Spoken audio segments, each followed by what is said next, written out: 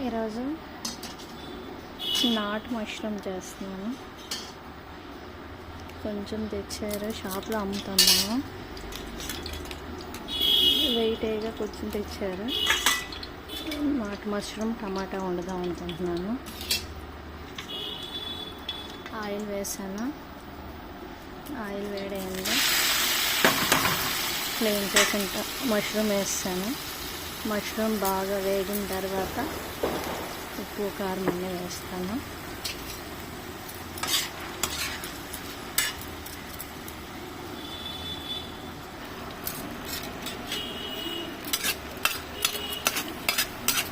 ఉప్పు కారం మష్రూమ్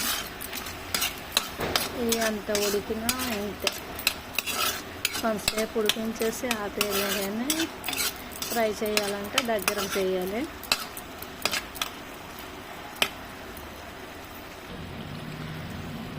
టమాటా నాటు మష్రూమ్ కూర రెడీ.